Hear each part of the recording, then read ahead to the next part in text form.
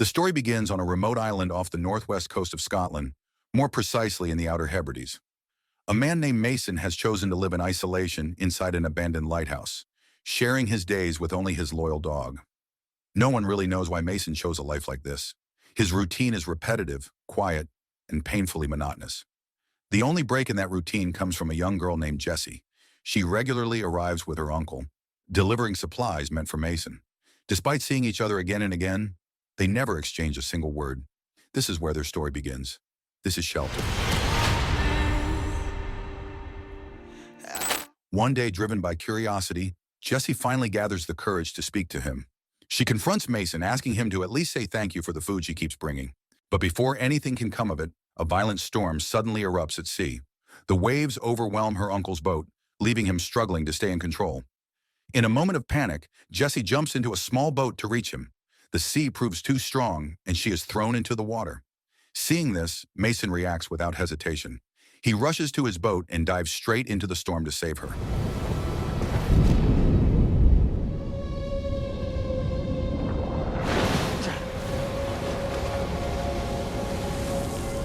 Jessie survives. Her uncle does not.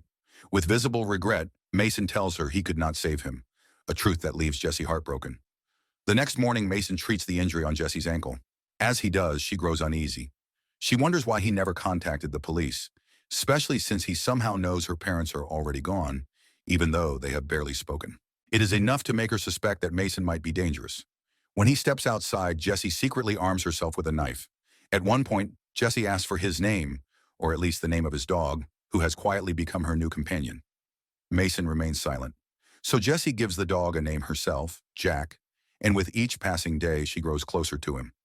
Soon, Mason notices that Jessie's wound has become infected. He takes his boat to the mainland to find medicine, hoping to treat her properly. Elsewhere, the British government is in turmoil. Parliament is holding a hearing against the head of MI6, a man named Manafort. With approval from the Prime Minister, MI6 has secretly been using advanced spyware capable of hacking into citizens' devices. Despite clear violations of privacy, Manafort insists the software is essential for national security. After the hearing, the Prime Minister calls Manafort in for a private meeting. To calm Parliament and protect the upcoming election, she decides that someone must take the fall. She asks Manafort to retire early. He agrees to become the scapegoat for the scandal, and MI6's deputy director, Roberta, is appointed to take his place temporarily. At that very moment, Roberta's surveillance software detects the location of the most wanted international terrorists on MI6's list. To her shock, the name that appears is Mason. Without hesitation, she orders a capture operation that same night. Mason senses that something is wrong. Realizing he is no longer alone, he tells Jessie to hide while he prepares himself outside. This is not the first time he has faced a threat like this. Over the years, Mason has carefully set up traps around the island, ready for the day someone would come for him. When the MI6 team finally arrives, those traps are triggered one by one, forcing many of the agents to retreat.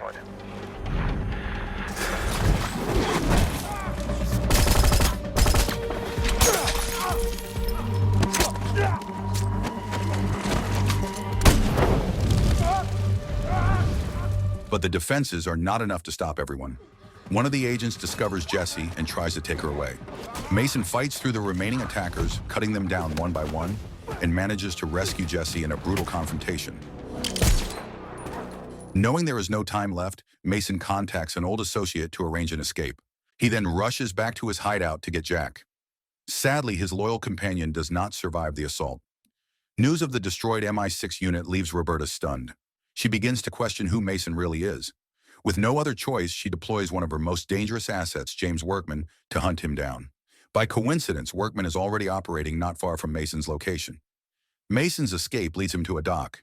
He tells Jessie to stay alert while he searches for a vehicle to continue running. When Mason breaks into a nearby house, the homeowner catches him in the act. Before things escalate, Jessie steps in and points her weapon at the man, giving Mason the chance to escape. Hey. That's as far as you go. Put it down. Let's go slow, hey? Back at MI6 headquarters, Roberta's analyst, Ross, uncovers something disturbing. Mason is not a terrorist at all. He is a former MI6 agent who was officially declared dead during a mission 10 years earlier. Even more suspicious, every record of his past operations has been completely erased from the system. With this discovery, Roberta orders that Mason must be captured alive. But behind her back, Manafort makes his own move. He secretly contacts Workman, revealing that the agent answers directly to him. Manafort instructs Workman to ignore Roberta's commands and eliminate both Mason and Jesse as quickly as possible. As Mason prepares to flee again, he notices local police closing in, alerted by the homeowner's family. Roberta chooses to hold back, unwilling to expose MI6's involvement. Then, without warning, the homeowner is shot from a distance. Workman is already in position. Don't open the door!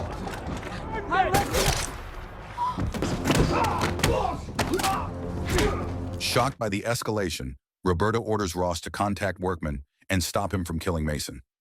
Workman ignores the command. He is focused on the chase, pursuing Mason, who escapes in a stolen police car. The pursuit ends when Workman's vehicle crashes and flips.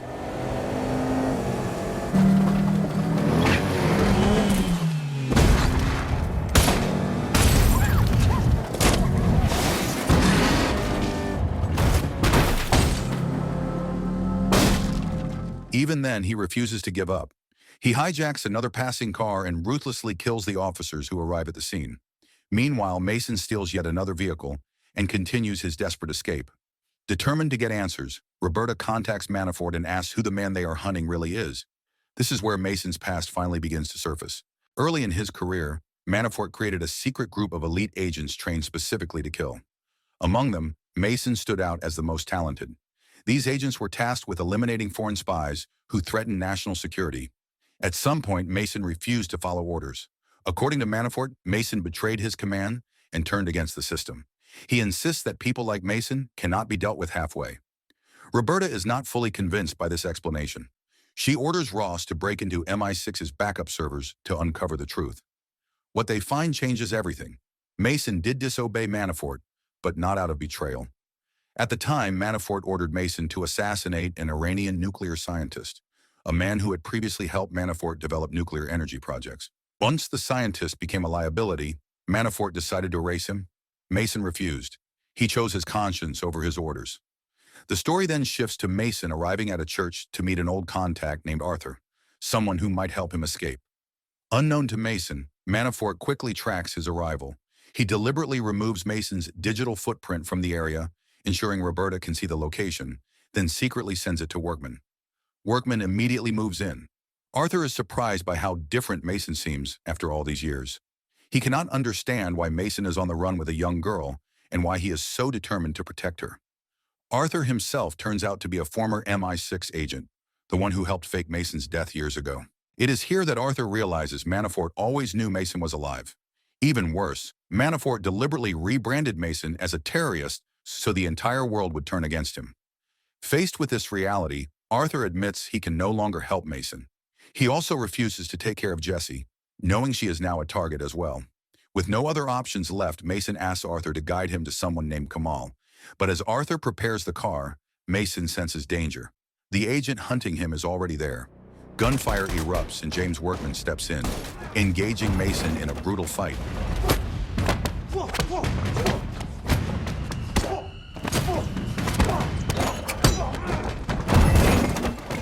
Mason nearly loses his life. Once again, Jessie intervenes. She appears at the critical moment, aims her weapon at Workman, and gives Mason the opening he needs to escape. Mason and Jessie flee in a car, leaving Workman furious behind them. Meanwhile, realizing that one agent is not enough to stop Mason, Manafort orders more forces to be deployed.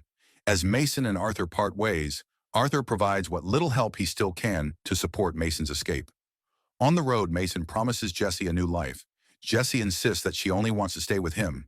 Hearing this, Mason grows upset. He refuses to let her live a life of constant running and hiding, the same life that has haunted him for years. Later that night, Mason arrives at a nightclub. Manafort immediately picks up on his presence and once again attempts to erase Mason from the system. This time, Ross catches the interference, stopping Manafort before he can hide it. Inside the club, Mason finally meets Kamal. Without wasting time, Mason asks him for a new identity and safe passage to another country, calling it a repayment for something long overdue. Kamal is revealed to be a former MI6 agent who once worked alongside Mason. 10 years earlier, they were sent on a mission at the port of Odessa to secure a hard drive. Local criminal groups disrupted the operation, but the real betrayal came from Manafort, who deliberately exposed their location. He was cleaning up his own mess by sacrificing his agents. During that operation, Kamal was badly injured, and Mason was ordered to leave him behind. Once again, Mason followed his conscience and chose to save him. From that moment on, Mason kept the hard drive as leverage to ensure Kamal's safety. That protection allowed Kamal to build an underground empire, using the nightclub as a front. Even now, Kamal remains connected to MI6, quietly helping others who were betrayed, just like him and Mason. At that same moment, the forces sent by Manafort arrive at the nightclub. As Mason fights them while pulling Jesse along, a silent battle unfolds in the middle of the crowd. No one notices anything unusual as the music plays and people keep dancing. The chaos finally breaks loose when Jesse is captured right in front of Mason.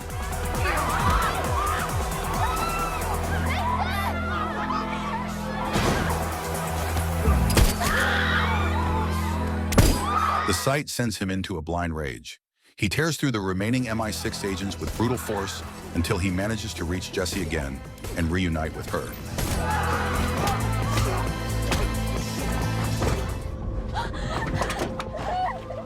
I got you.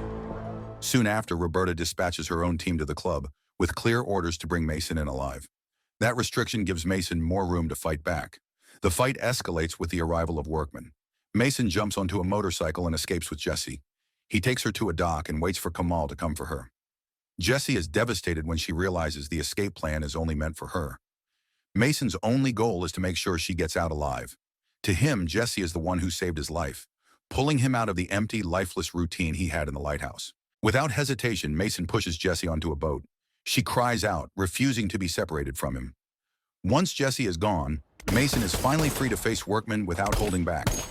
The two men clash in a vicious fight. Workman underestimates the man standing in front of him. Mason fights with raw brutality, and using a heavy iron chain, he ends Workman's life with chilling ease. The next day, Manafort is stunned when he discovers that all of his guards have been slaughtered. Before he can fully process what has happened, he realizes that Mason is already inside his office, standing there to confront him face to face. In a final attempt to save himself, Manafort tries to pull Mason back to his side. He offers to restore Mason's name and promises him a brand new life. Mason refuses. He no longer needs Manafort's protection. Kamal now holds a copy of the Odessa mission data, proof of Manafort's involvement in the cleanup operation. With the truth secured, Mason ends it all by killing Manafort on the spot. 3 months later, the story comes to a quiet close. Jesse is seen at a restaurant in Spain, living a life far removed from the chaos she escaped.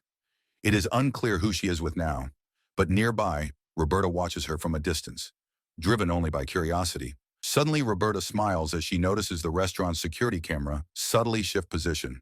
To her, it is a clear sign that Mason is still alive.